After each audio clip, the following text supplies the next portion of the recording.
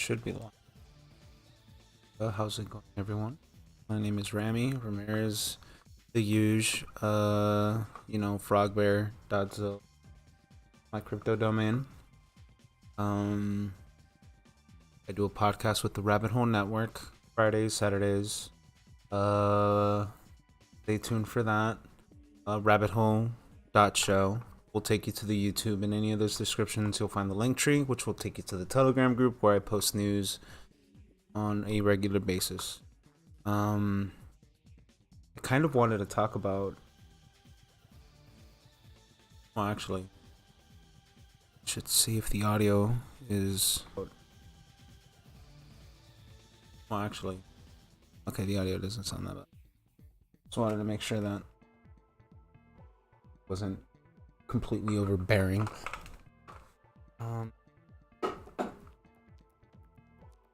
Enjoy some of my coffee. Kind of funny, right? It's like 10 at night and I'm enjoying some coffee. Somebody would be like, yo, what are you doing? Like, you can't be drinking caffeine that late. Like, how do you plan on going to sleep? I'm like, you have no idea. I have such a high caffeine tolerance that it does nothing for me. And that's nothing to boast about. Because sometimes I'll actually detox from coffee for like months. Just to get that feeling. You know what I mean? Okay. Either way. I always like putting these playlists, so I'm going to share it. El Famoso Demon. Weird guy. He'll do these obscure video game music playlists. So it's just a collection where most of them are his creation, but he'll invite DJs that he knows that do other video game music stuff too, and they'll create playlists and put them together. Cause it is kind of funny, right? Cause I'll find a way to tie this into this, which is called "A History of the U.S. You Weren't Allowed to Read in High Schools." Howard Zinn.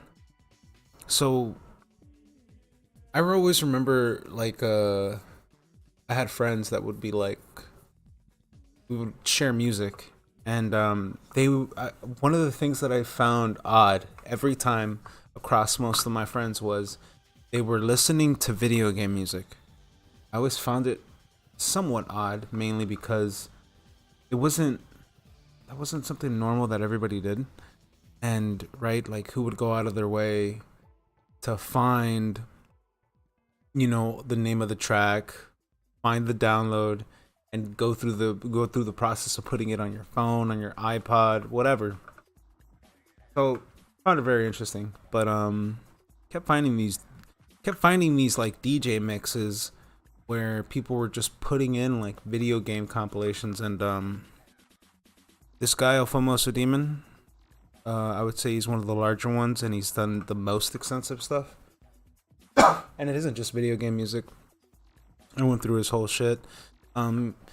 Seems like his entire creation at the beginning was like hip hop, rap oriented. So interesting guy.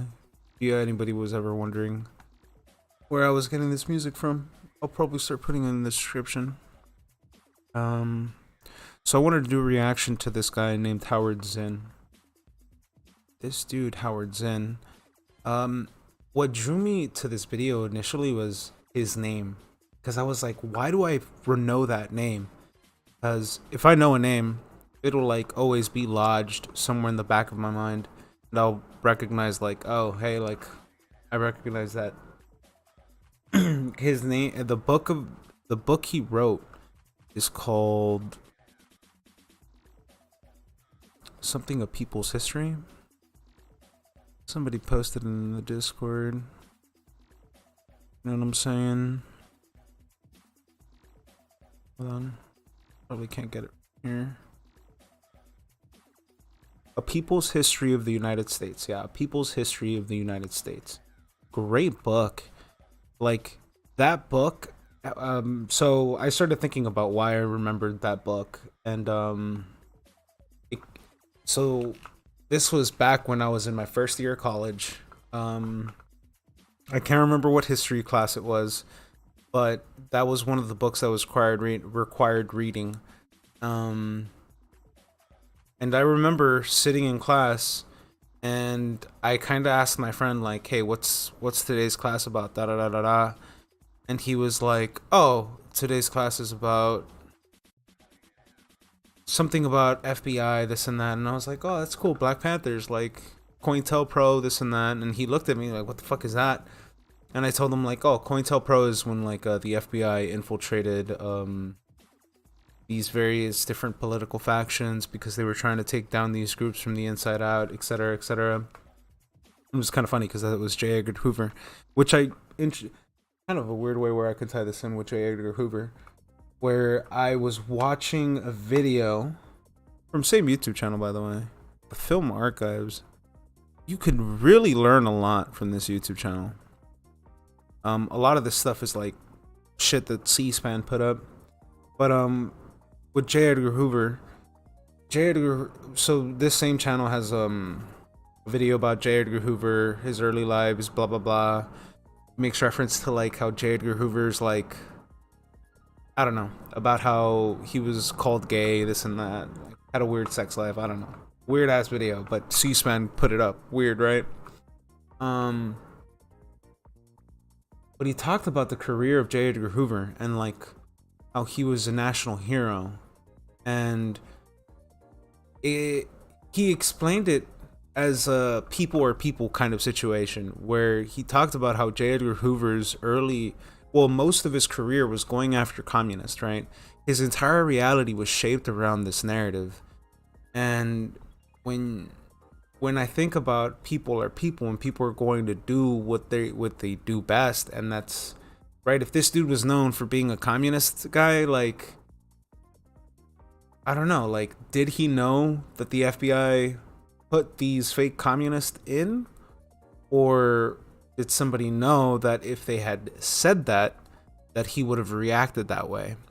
I kind of bring that up because in that same kind of discussion where they're talking about J. Edgar Hoover, they mentioned how he didn't have anything against the Japanese, like, and how he was somewhat unbiased in the scenario of the internment camps for the Japanese. And that to me was kind of like, so what was it? Were you ideologically bent, or were you racially bent? And again, his reality was shaped by communism. So he made his entire career off of fighting communists. So I don't know, really great video. I'll probably link that too.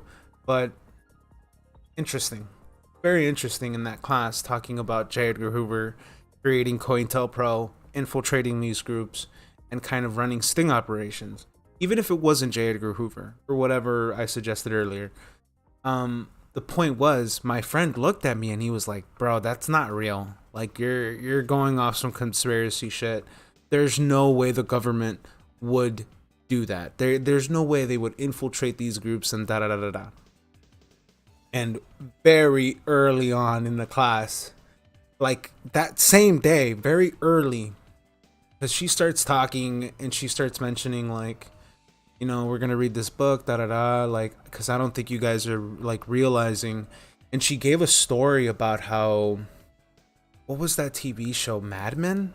Was that like, it's like this old TV show about like old Wall Street bankers and this and that. I think it's called Mad Men. Mad Men, essentially, because of that show, she had said that like that show had traumatized her, because when she was a much younger, because when I took her class, I think she was like she was entering retirement age, so I think like 60s. Very hippie lady, so you could tell that she grew up during the 70s. But she had mentioned that during her early years, when she graduated college and she was working in these office firms, that the men that she was working for, or at least her bosses, because she said that she worked like a certain level of a secretary, this and that, and like she was working for big firms. Can't remember, right? This was I don't even know if I want to say the name of the university, but either way, she had mentioned this entire story about how she was triggered by Mad Men because she had worked for men that were exactly like the dudes from Mad Men, and how cold, cut, and calculated they were. And so when she had found this book, A People's History, from this guy Howard Zinn, she had mentioned that like she found it imperative that like people need to understand that our reality was shaped by the actions of men, and people who had something to gain, right? They had a horse in the race. Very interesting how like right, I find this video, or at least I've been binge watching, right? Fuck Netflix, dude. I've been binge watching the film archives, and it's just it's I don't know. For me, I like watching content where I learn something. I don't really care for being blackpilled or for affirming any pre-established notions of like any of my beliefs. I'm actually actively looking to be proven wrong all the time. And that lesson in that class was when she was mentioning that she had brought up like some of the bigger things and she mentions like, oh, the civil rights movement. And I rose my hand and I wanted to mention like, Miss, was it true that during COINTELPRO the FBI infiltrated a variety of these active political minority groups to dismantle them? And she's like, yes, actually, that's a great example of da da da da da. And I looked over at my homie who was sitting right next to me, and he literally just had a look of disbelief. He couldn't believe that the American government would do such things. Like, and I found it so weird that, I don't know, that was like, I've seen people hit brick walls before with 9/11, this or that, like, right? People will have a hill they'll die on. But for him, that was the first time I'd ever seen somebody who was he's a very intelligent guy. What the hell's going on?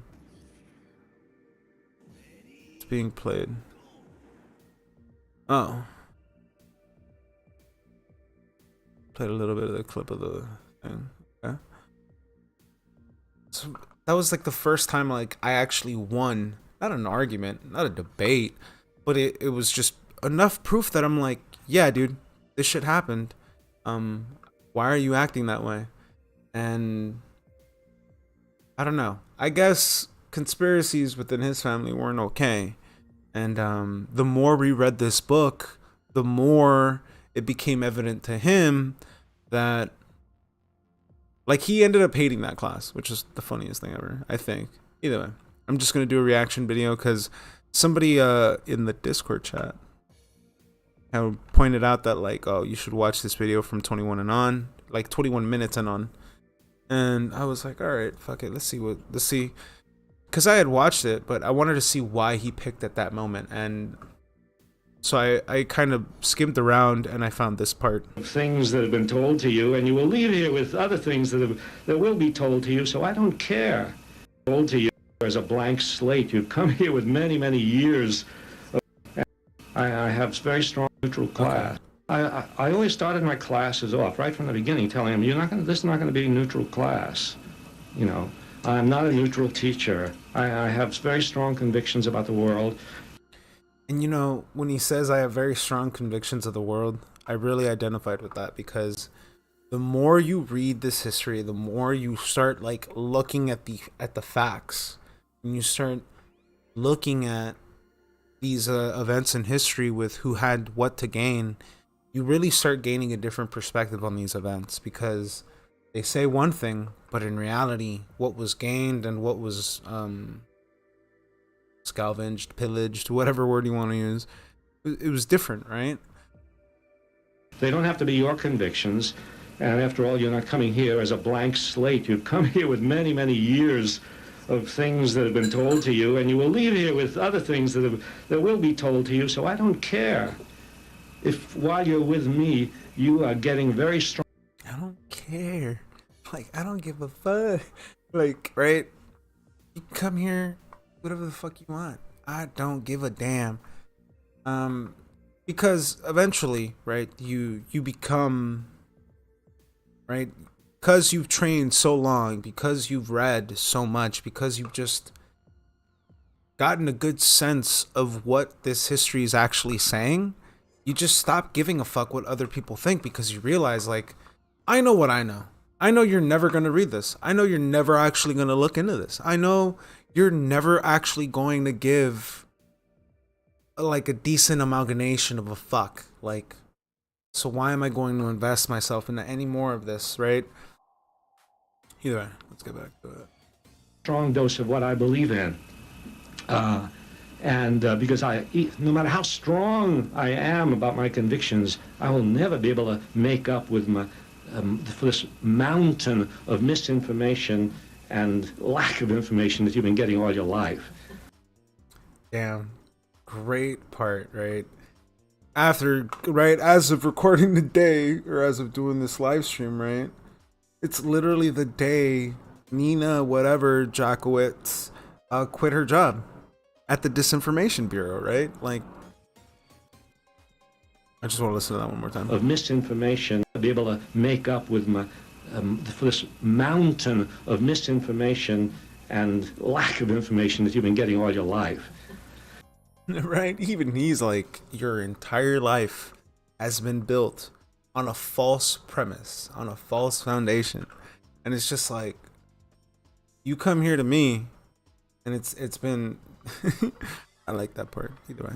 And I said, you really,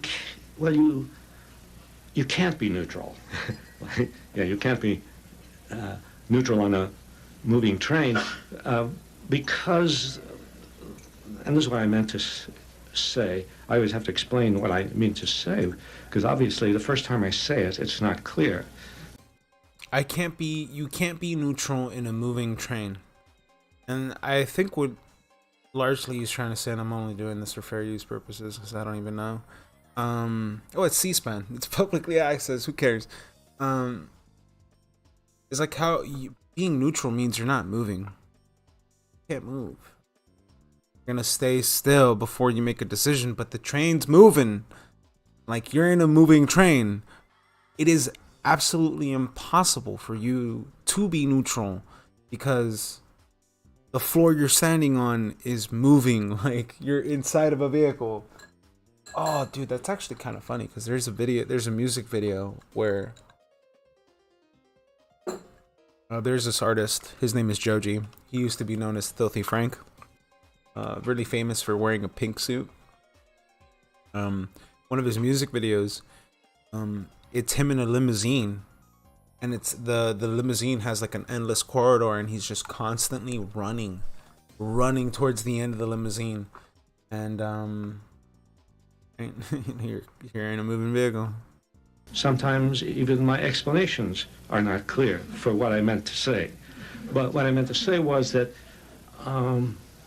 the world is already going in certain directions. The world is already moving. The things are happening, wars are taking place, kids are going hungry. We're in a moving vehicle, right? So with like homesteading and people suggesting that like all you really need to do is grow your own food, this and that, like it's like you're not wrong, but at the same time you're not right. Like, we're in a moving vehicle. Like, there is something that must be done at a constant basis. And I don't know, let's keep going. And in a world like this, already moving in certain directions to be, quote, neutral, that's not to take a stand, is to collaborate with whatever is happening. The word, I didn't want to be a collaborator with the way things were. And I always wanted to make a connection between past and present. I thought that... That's actually kind of interesting that he said that he didn't want to be a collaborator to what was going on. Right? Like, he felt morally wrong. Like, you could just see, I don't know, as I'm probably reading too much into his facial expression, but I saw a bit of contemplation. I saw, like, I really don't want to be a part of that. And when you look at it, it's like, yeah, you're participating in the biggest lie there is. I love seeing the new iteration of memes that say, if the news is fake, what does that say about history? And I think a lot of people don't actually take that into consideration of... Interesting. Why do you must do this to me? History was important, really important. The history was a matter of life and death. I don't want to put it too dramatically, because a lot of people, history is just a bunch of boring stuff. But no, I thought history was a matter of life and death, because if you don't know any history, you are a ready victim of whatever authority comes along and tells you something about the world. Right? And now, with the way the internet is, with the way people have been segmented and pushed further, like from the pushed as far as they've been pushed, it just they're left thinking that they know the truth, but it's like, no, the truth is so much bigger than what people could imagine. One of my favorite ones that, like, there are a lot of circles that actually believe that Hitler did nothing wrong, and that to some degree the remnants of these Nazis are good guys. Like, they're working for good, but it's just like they were financed by who brought them over to America. They own the majority of the pharmaceutical companies. Like, they created a variety of different ventures. Walt Disney was a German creation. NASA was a German creation. Most leading scientists that led a variety of different fields were those leading scientists that we took from Project Paperclip here in American institutions. It's like, I don't think you know how much nepotism there is in this space, especially with the fact that, like, Bill Gates' wife is the daughter of one of these scientists. So it goes to show you that this goes both ways. Just the way that there's a side that says leftism is okay, socialism is okay, this and that, there is another side that says that Hitler did nothing wrong and that he was perfectly fine the way he was. But it's just like, no, he was financed by bankers. They later got, like, all of their really good guys got total immunity, and even the guys that they didn't even want to put in the public, they had ways of escaping them to Latin America. Nobody wants to talk about the Catholic connection there. And, you know, there's a variety of levels of nepotism, and currently seeing the way that the narrative is being drawn up against the alt-right, I'm just looking at this develop in such a stupid way, where I'm like, are people really going to believe that this kid whose only friend he only had two friends, which was a Mexican and his black girlfriend? Those were his two only friends. I don't know. I'm always of the opinion that they really are desperate in sowing these seeds of division, because they do not want to give up this country by any means. By all means, they do not want to lose this country. They want to maintain control of it, which is why I find it incredibly interesting that you see a lot of migration towards certain states, some more than others, but it's that whole effect of, hey, you put that message out, right? If all the news networks are saying people are moving to Texas, it puts this subconscious thing of, hey, I should probably move to Texas too. Because I saw that happen with my sisters. They watch the news all the time. Either way. And you have no way of checking up on it, because you have no history. It's as if you were born yesterday. And so if the president gets up before the microphone and says, okay, right, it was as if you were born yesterday. I love that part, because a lot of people treat today and treat everything they know as if, oh, I have the right opinion, there's no way I'm wrong. But it's just like, whoa, partner. Like, I don't know. Either way. Says, we've got to bomb the Sudan. Or more likely, he'll get up on the microphone and says, we've already bombed the Sudan. You see, it's a democratic way of consulting Double the public and everybody else. Or the president. Well, if you have no history of presidential explanations for bombings, and he says, we're bombing the Sudan before, we're doing it for national security reasons, we're doing it because there's a nerve gas plant in the Sudan. Well, why? Yes, the president wouldn't lie to us. No. Well, if you had some history, you would know the president wouldn't lie to us. If you know some history, you would know presidents lie all the time, have lied all the time. We have a long history of presidential lying, especially about things that go on overseas. It's very hard for the public to check up on what is happening in Sudan. Just Right? Right, this was recorded in 1999, right?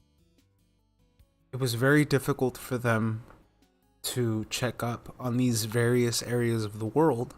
And now with the internet, more than ever, right? I think with the current example, in a certain nation near Russia, we're currently seeing that play out, where the mainstream media is saying one narrative, an aspect of the internet is saying a completely different narrative, and then you look at what Russia's actually doing, and it's like, oh shit, what the fuck? the disparity, the difference in message is what I'm trying to get to. But right now, with the age of the internet, with people will say what they will, but like, if Starlink, I'm just saying, if Starlink became something that was a neutral infrastructure playground where it was open-ended, right? It was open-ended to the degree that even people, like anybody, could set up a website nowadays. Like if Starlink became that, where anybody can just hook up to this internet, and there was no, you know what I mean? There was no censorship. There was no, like, I don't know. I'm just getting too far into that idea now. it was very hard for the public in 1964 to check up on what was happening in the Gulf of Tonkin when the President and the Secretary of State and Secretary of Defense get up before the microphone and say, well, they've attacked us in the Gulf of Tonkin. And zoom, the Senate must pass a resolution giving the President full authority to do whatever he wants, you know, leading to a 10-year war in Southeast Asia and the deaths of several million people. If you knew some history when the President got up before the microphone and said things like that, you would say, wait, stop. Let's look into this. You know. And it's kind of funny, right? Like, an aspect of all these mass shooters is stop. Let's look into this. What's causing this? What's causing people to be this way? Like, what is actually driving them to do such horrendous things? Like, oh no, we don't want to talk about that. We don't want to talk about that. We don't want to talk about mental health. We don't want to actually bring up the fact that, like, there are a lot of people suffering from all of these policies, all of these things that have been implemented, right? I honestly think affirmative action has been the most detrimental thing to minorities as a whole. It's actually been the most detrimental thing to women as a whole, because it comes with that whole statistic of there's more women graduating, which means all of that debt, all of that accumulation of debt only really benefits one side of the argument. Like, all of this creation of debt only really benefits a very particular subset group of people. And by that I mean, right, like, some of these degrees don't actually do anything. Like, when you got a degree, it was because you got it because you knew that the investment in this field, in this knowledge, was going to drive it somewhere else to a different tax bracket, right? You were going to make more money that it could help you pay off the degree that you went after. Now it's not like that. Now it's just like, hey, go experience the lifetime of experience. And then you're just like, I don't know. Again, just debt creation. And where was I with this? History, that's what history is for, to check up on what is going on. Oh yeah, to check on, check up on mental health, all these mass shooters. Like, I firmly believe that there is a level of, you're just not allowed to learn about psychology. You're not allowed to learn about mental health. You're not allowed to actually define certain conditions anymore. Like, right. They've given us this message. They've given us this message that we're supposed to be okay with who we are and the way we are, and be okay with whatever mental weird quirks we develop. And it's like, no, like, what's a weird example that I could use? Like stalking, right?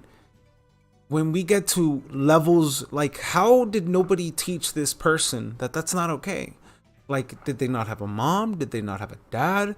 Like, what are the key factors that lead to the development of being so depraved to do something like stalking, being so depraved as to building behaviors and patterns and this and that, right? Like, it's gotten to such a point where, like, I don't know if it's real or not, but there are groups of people that believe in gang stalking, where they believe that there are entire groups of social networks that it's of people who help one another, just kind of keep tabs on people and like ruin people's lives. Like, I've heard some pretty interesting horror stories about this, but I don't know. I think about that shit all the time, where it's just like,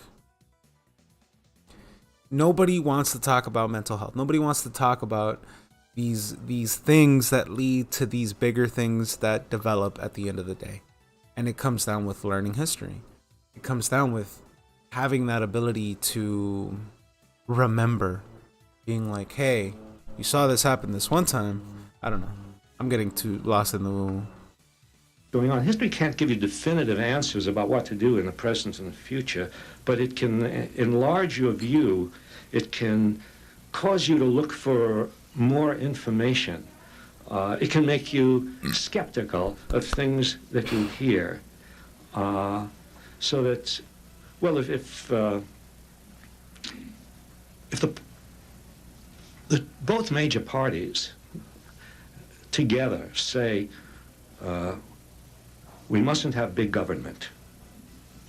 And in fact, if the president, well, this is what Clinton said in his last presidential campaign. He said, this is a quote, "The era of big government is over." Well, if you knew some history, you would know how absurd this statement was. First of all, as if there were an era of big government, as if we hadn't had big government from the very, very beginning of this country. That's what the Constitution was about. The Constitution was set up to establish big government, to establish a strong government, a government that would do the work that slaveholders needed to be done, a government that would control things, that would control things like Shays' Rebellion out in western Massachusetts, a government that would protect people who were moving out west to take over Indian land, a government that would take care of the bondholders. There's a long, long, continuous line of governments taking care of bondholders. And it goes back to what he said earlier, where it's only moving in one direction. It's only moving in one direction, as in it's only benefiting one side. Like, you're on a vehicle, there is an agenda, there is an objective. And I don't know, people, because American society and a lot of people who think they know what I don't know, just because I don't know. I've met a lot of people who think they know where they stand on this playing field, and they like to think that they can opt out and take this like neutral stance, and it's just like, no, there is no nation that would leave you alone. Like, you as a citizen can do that, but if all of you did that, and if you got your way with certain war policies, with handling certain city districts, right? Like, there are levels of things that they would do that would. It's like, you can't just dismantle government and then think that you can maintain the level of quality, the level of quality of life here in the States after dismantling government. So, like, I understand what he's saying, but at the same time, it's like, right, we weren't just born yet. Like, some people act like we were born yesterday, and that, oh, magic just makes all this work. And it's just like, nah, dude, there are a lot of people who exerted influence in making sure history played out the way they wanted it to.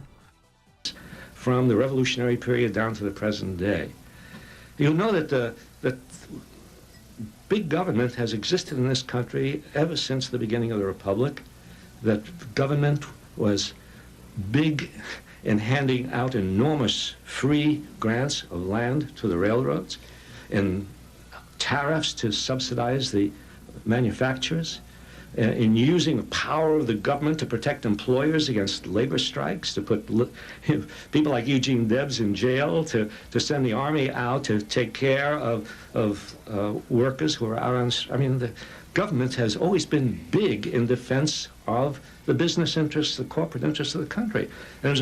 And here's actually something funny that I can tie in with that J. Edgar Hoover stuff that I was learning.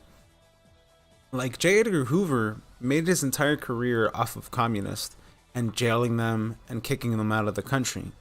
But what people don't tell you is that this was an entire product of World War One, because you had a lot of World War One soldiers come back from the war, and when they went back to their jobs, they had found these unions that were being led by people that they didn't know. People from these countries that fled the Bolsheviks, Poland, Russia. So you had a lot of these Eastern Europeans who came into this country while all of the men were out at war. So when they returned, they were like, yo, what's going on? They've taken over the unions, they've taken over the labor positions. Like, there was a fundamental shift. And because of that, J. Edgar Hoover came around at the right time to kick all these people out. And, right, he shifted the culture. But in doing so, he became a household name. Very interesting, J. Edgar Hoover. He popularized like the G-men look. He popularized the FBI through his deeds, this and that. And I don't know, found it very interesting how, just like he said, history is just, I don't know, history's so complicated. Interesting stuff. Only in the 20th century, when for the first time the government began, under the impact of social movements, on the impact in the early 20th century of the Socialist Party and the IWW, and then in the 60s under the impact of the movements of the 60s, when the government, pressured by these movements, began to pass reform laws. And in the 30s and the 60s, Social Security and unemployment insurance and subsidized housing, and then in the 60s, Medicare. Then, when for the first time the government began doing things to ordinary people, the people greatly needed, then the cry went up, big government. And a cry not only from the Republican Party, but a cry now from the Democratic Party, which is shameful. So you'd have to know some. That does not sound like today. But right, it's all a pendulum swing. Like, hey, you'll play that side right now, I'll play this side right now. And it's like, I'm not saying they're all Masons. I'm just saying that the Masons are the ones that popularized this idea. It's why their Masonic lodges are checkerboards, because they understand the playing field and they understand that they are merely actors in this grand play we call life. You know what I'm saying? Masonic jokes. Haha. History in order to be able to really think about what is being said to us by the people in power, and then to go out and look for yourself for sources of information that will widen your understanding. But now the sources of information are controlled, and to a large degree. Like, think about forums, think about like any place that you would have actively gone to go talk about any of this stuff. It's all controlled now. Like, it's all of it's controlled. Right now we have discussion about bots, and it's kind of funny, right? People are like, oh, we need to talk about the fact that there's bots on the internet and we need to do something about it. You're trying to give me digital ID? You're trying to give me the mark of the beast? And I'm like, no, we're actually just trying to solve a bot issue. No, you're trying to give me the digital ID. And it's just like, okay. There's like, you're saying we need a digital ID. I'm not saying we need a digital. I'm saying we need to figure out the fucking bot situation. We need to figure out that people are manufacturing public opinion as a whole. That's problematic as fuck, in my opinion. But I don't know. People will have their varying degrees of disagreements with me. Turn this off, actually. I don't know. I think it's great. I think it's fantastic that we're experiencing this level of this level of awareness. It's, I don't know, I find it enjoyable. Part of me is just kind of like relishing in the fact that as a whole, as a society, now we're learning, right? We're seeing these control mechanisms. We have much more concrete examples of showing the nepotism between nations, and it isn't, right? I always talk about this, where it isn't now, it isn't, and it never was a civil war.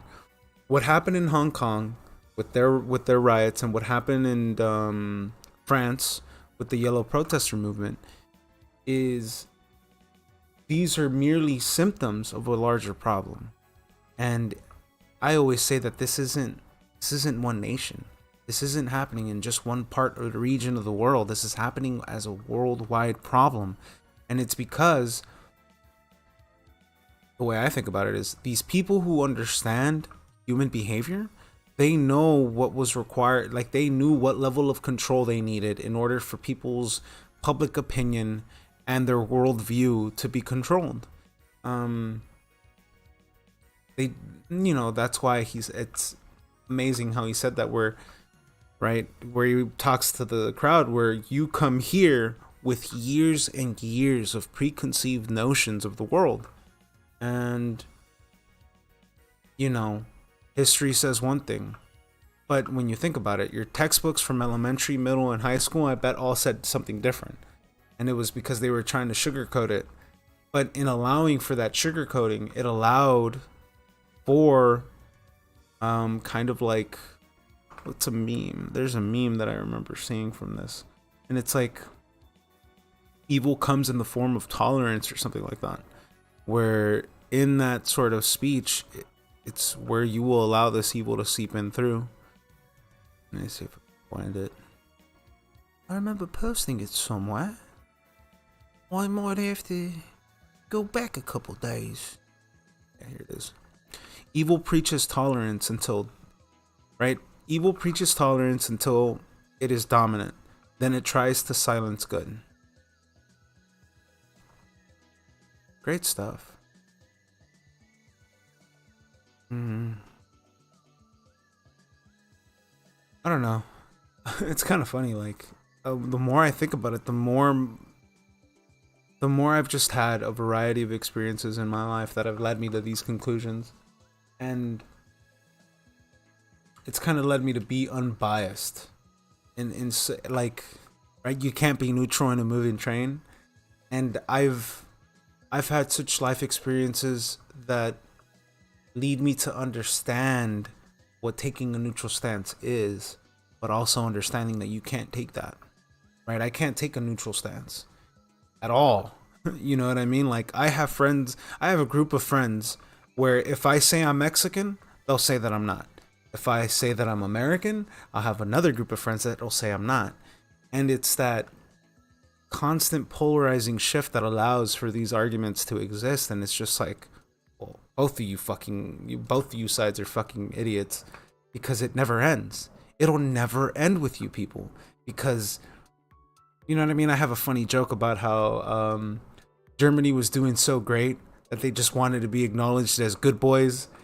So the Nazis came along and just told them that they were the bestest of boys, and that the World War II was just an example of we want to be the best boys gone completely wrong, right? Because they're just a bunch of dogs. I don't know. There's that whole, for me, there is a thing about how some people will just do anything in respect to being the good boy, into being the best boy, into being, I did the best I could, boss. I was just doing my job, sort of bullshit. I also fixed the, oh no, what did I just move? Do something. Yeah, I redid my my frogbear.zil, made it more legible. Know what I'm saying? Call me hacker. I'm a hacker because I got some crypto shit. But yeah, just talking about history, understanding that we are not necessarily neutral in this world. all of the ideas that we have about the world to some degree were largely shaped by other people's opinions, whose opinions were largely shaped by authors, creators, entertainment, television shows, and all of those people, right? We've built all of our understanding of the world on a false foundation, and we found ourselves here, right? It goes back to that fucking meme format. If the news is fake, well, how fake is the news? A lot to be said about that. But how long did I go? Well, I find myself there doing a bit wow, I did 40 minutes. 40 minutes. I did 45 minutes, holy shit. 45, man. That's Trump's number. Yeah, you can catch me. You can catch me. You can catch me at the Rabbit Hole Network. You can catch me at the Rabbit Hole Network. You can catch me at the Rabbit Hole Network. Fuck, I don't even know why I do these accents. But yeah, you can catch me at the Rabbit Hole Network. Rabbithole.show will take you to the YouTube. In any of those descriptions, you'll find the link tree. In the link tree, you'll find the Telegram group. Join it. That's how you'll find me. If you want to talk, see the news I post. Post a lot of news. And learn philosophy. Read books. Understand the human psyche. Understand that people are people.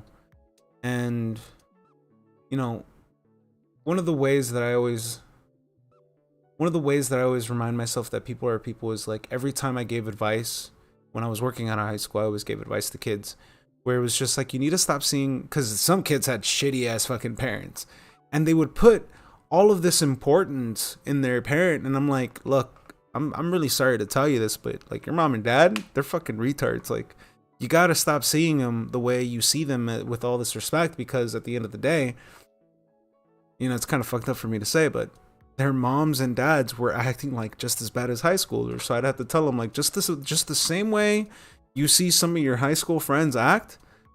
Have you ever seen your parents do that? Start applying it that way. Start talking to them that way.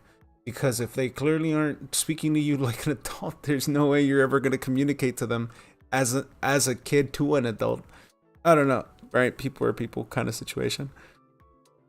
But I don't know what else to talk about. Catch us every Friday or Saturday. Hopefully we stream this Friday because chillin' shows are actually pretty cool.